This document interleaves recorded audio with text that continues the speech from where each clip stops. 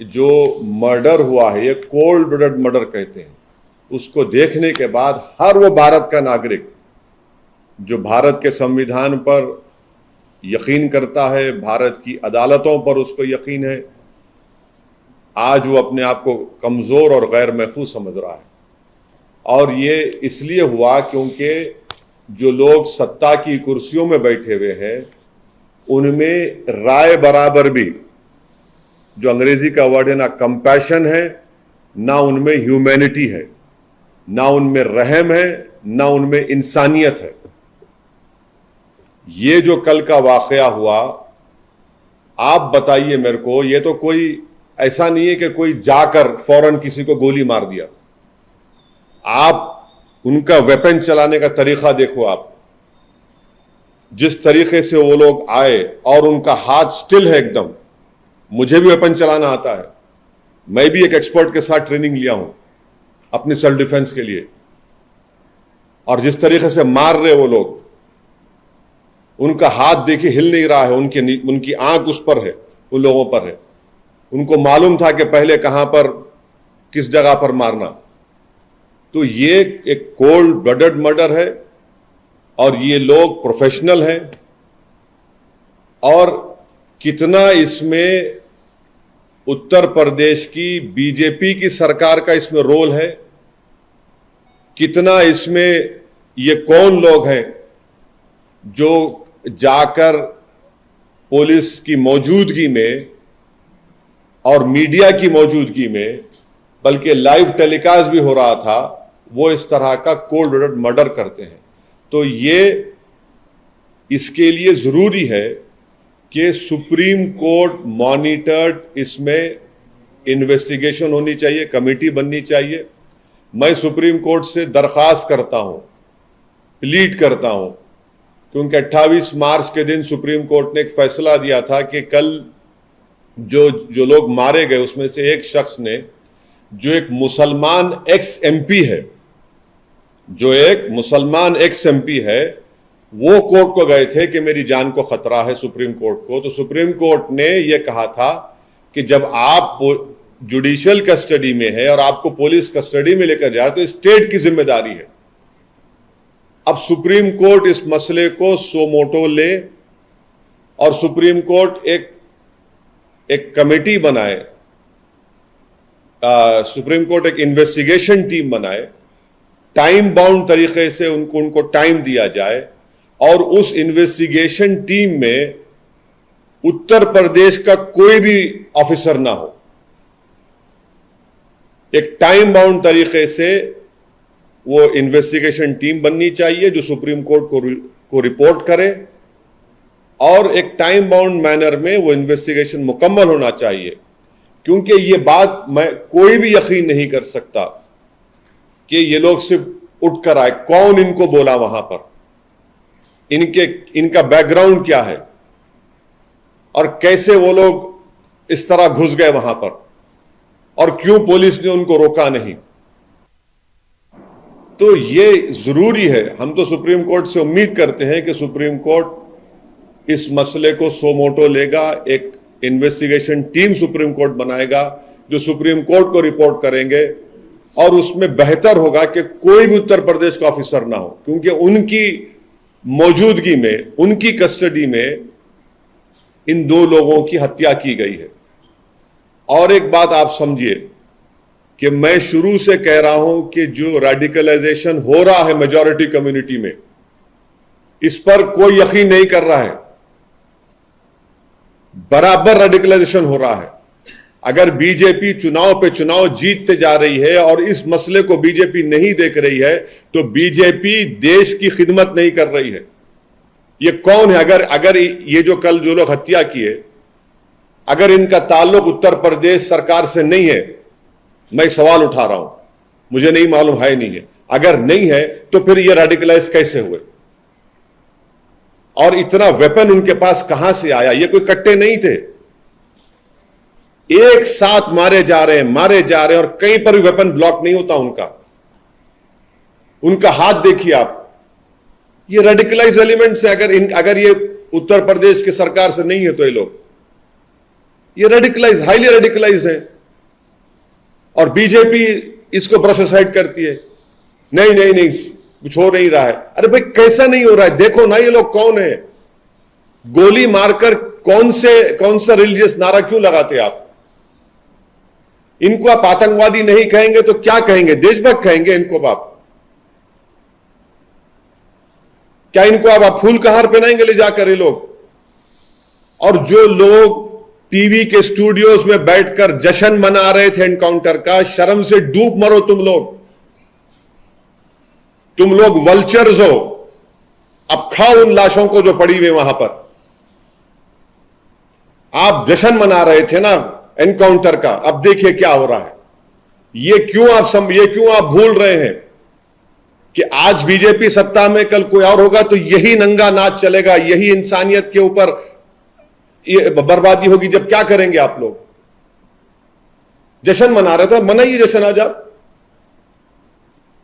हम यही कह रहे थे कि जश्न मनाओ जब जमहूरियत कामयाब होगी, जश्न मनाओ जब कोर्ट सजा देगा, जश्न मनाओ जब संविधान और मजबूत होगा, लोकतंत्र मजबूत होगा। मगर आप लोग जश्न मना रहे हैं कि हो गया एनकाउंटर। अब देखिए, पहले जब तक लाइव विजुअल्स नहीं आए थे, कई टीवी चैनल चला दिया, एनकाउंटर हो गया उन लोगों का। उसके बाद जैसे ही मीडिया के सामने पिक्चर्स आए कि मीडिया की मौजूदगी में एनकाउंटर हुआ, वो लोग, वो पूरे जो चील कौवे हैं, खामोश बैठ गए। उनको समझ में नहीं आया कि अब कैसा उसका दिफा करें, कैसा उसको जस्टिफाई करें।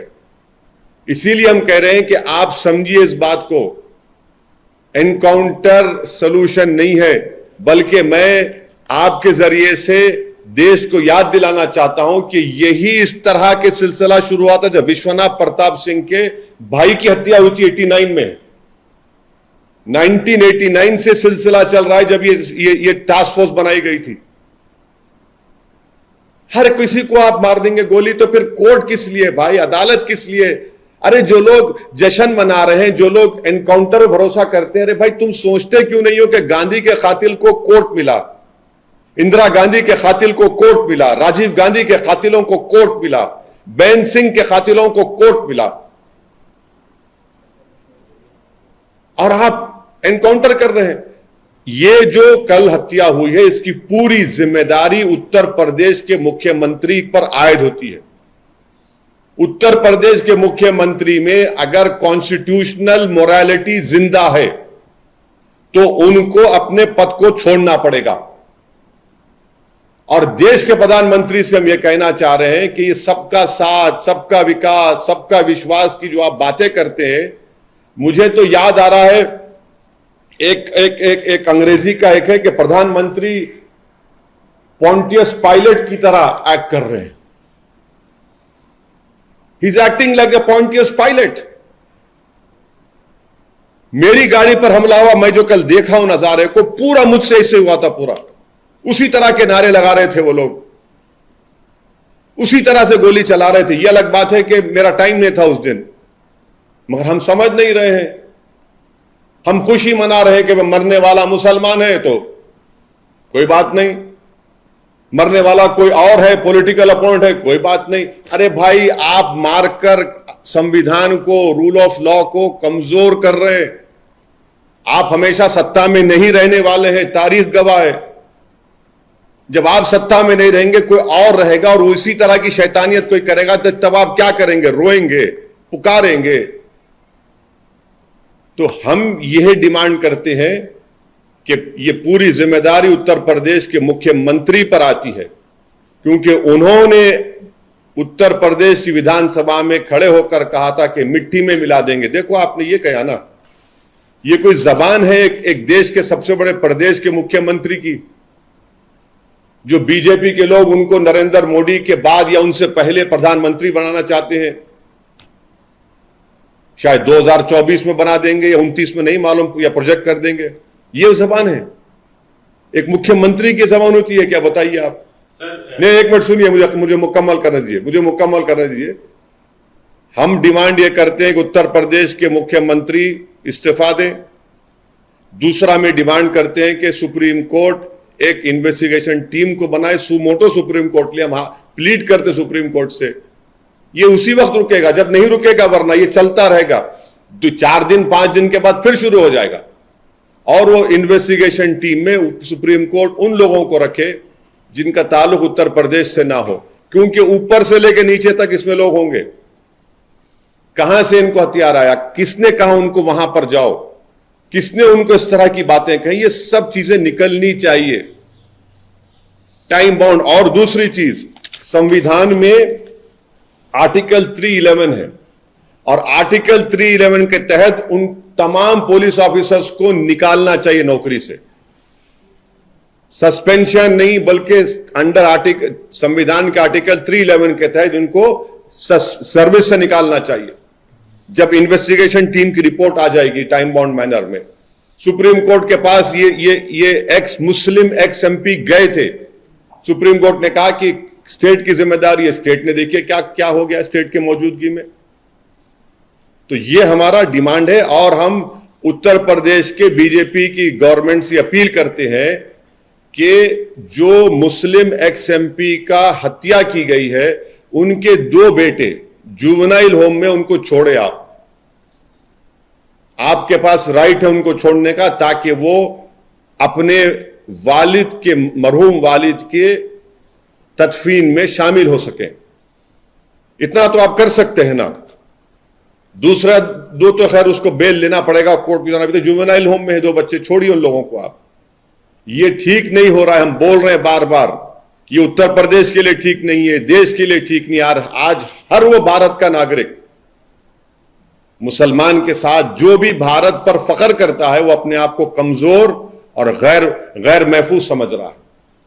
सर, एक सवाल है मेरा कि जो कल मंजर लाइव देखा गया, वो सबने देखा, लेकिन 1.5 दशक या 2 दशक पीछे जाइए तो इलाहाबाद की फिजाओं में अतीक अहमद के मुतालिक से इस तरह के कई वाकये देखे गए। एक वर्ग ऐसा है जो ये मानता है कि ठीक है सरकार की फेल्योर है, लेकिन ये काउंटर भी है जो उस समय हुआ वैसा ये उसका काउंटर रिएक्शन है। पुलिस फेल हुई, लॉ एंड ऑर्डर फेल हुआ, वो अलग बात है, लेकिन जो इन्होंने काम किया था 1.5 दशक 2 दशक पहले, जो इलाहाबाद में महीने दर महीने इस तरह की घटनाएं इनके मुतालिक से, इनके गैंग, इनके गुर्गों ने किया, ये उसका काउंटर भी हो सकता है। क्या कह रहे हैं? तो एक काम करिए ना, हम सब लोग अपने आप एक एक आंख को मार के अंधे हो जाते हैं। हम अपना, आपने कान काटा मैं कान काट लूंगा, आपने मेरा सर काटा मैं अपना सर काट लूंगा, आपने मेरी उंगली काटी मैं आपका हाथ काट दूंगा। कर दीजिए, और क्या रहेगा फिर? रूल ऑफ लॉ तो नहीं रहेगा। अगर कोई किसी का जुल्म हत्या किया है तो सजा दिलाइए उसको। आपको कौन रोक रहा है? स्पेशल कोर्ट बनाइए, टाइम बाउंड मैनर में इन्वेस्टिगेशन करिए। पॉलिटिकल पार्टीज क्रिमिनल का उनका पैटर्नाइजेशन ना करें, चाहे वो क्रिमिनल, चाहे मुसलमान हो, ठाकुर बरादरी का हो, यादव बरादरी का हो, या कोई बरादरी का हो, आप सबको लीजिए। अगर कोई एक आंख किसी आंख पे मारेगा तो हम दूसरी आंख ले लें क्या? फिर देश ऐसा ही चलेगा, मुल्क ऐसा तरक्की करेगा। और G20 का हम बोल रहे हैं कि मदर ऑफ डेमोक्रेसी है भारत। तो मदर ऑफ डेमोक्रेसी में अगर हम जस्टिफाई करेंगे कि इन्होंने, अतीक अहमद ने अपने जमाने में ये हुआ था उनके जरिए से, तो हम ये कर रहे हैं, तो भाई ये तो वो तो वाइल्ड वेस्ट भी नहीं होगा। ये तो नहीं, आप कह रहे हैं कि इसका जवाब है। अगर इसका ये जवाब है तो फिर संविधान को बंद कर दीजिए। क्यों बाबा साहब के पुतले पर जाकर फूल चढ़ाते हैं भाई? क्यों कॉन्स्टिट्यूशन डे हम मनाते? क्यों हम हमारे आजादी के मुजाहिदीन को हम खराज अकीदत क्यों पेश करते? हम क्यों गांधी को इतना बड़ा नेता मानते, founding father of the nation? सबको खत्म कर दीजिए ना।